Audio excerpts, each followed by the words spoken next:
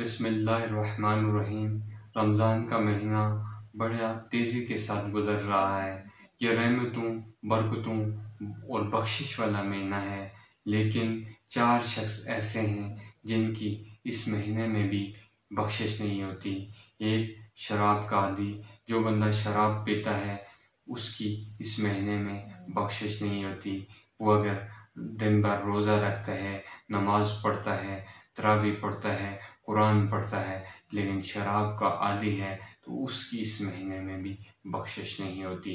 دوسرا وہ شخص جو والدین کا نافرمان بردار ہے، اس کی اس مہینے میں بخشش نہیں ہوتی۔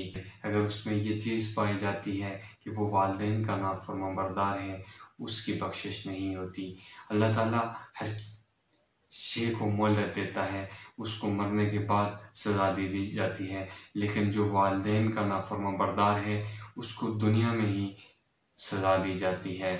تیسرا وہ شخص جو قطع طلب کرتا ہے، رشتہ داروں سے تعلق توڑتا ہے، بھائیوں سے لڑتا ہے، لڑائی جھگڑے کرتا ہے اور تعلق توڑ دیتا ہے، اس کی اس مہینے میں بخشش نہیں ہوتی۔ چوتھا وہ شخص جو دل میں کینہ اور بغض رکھتا ہے، دوسروں کے لیے نفرت رکھتا ہے، اس کی اس مہینے میں بخشش نہیں ہوتی۔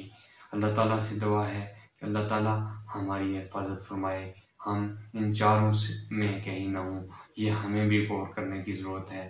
اگر ہم سب کچھ کر رہے ہیں تو ہمیں خود میں اگر ہم اس مہینے میں بھی اپنی بخشش نہ کروا سکے تو ہم ہلاک ہو جائیں گے، ہم برباد ہو جائیں گے، اس میں کوئی شک نہیں ہے۔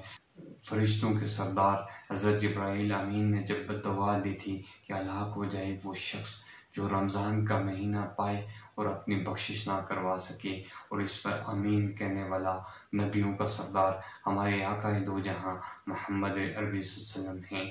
اس دعا کی قبولیت میں کوئی شک نہیں ہے۔ ہمیں اس پر غور کرنے کی ضرورت ہے۔ رمضان کے اس مہینے میں ہمیں یہ بھی دیکھنا ہے کہ یہ جو 4 شخص ہیں کیا کہیں ہم ان میں تو نہیں آ رہے؟ اگر ہیں تو ہم توبہ کر لیں، اسی میں ہماری کامیابی ہے۔ اللہ تعالیٰ سے دعا ہے کہ اللہ تعالیٰ رمضان کی اس مہینے کو ہمارے لیے بخشش کا ذریعہ بنائے، ہمارے لیے نجات کا ذریعہ بنائے۔ اللہ آپ کا اور میرا حامی و ناصر ہو۔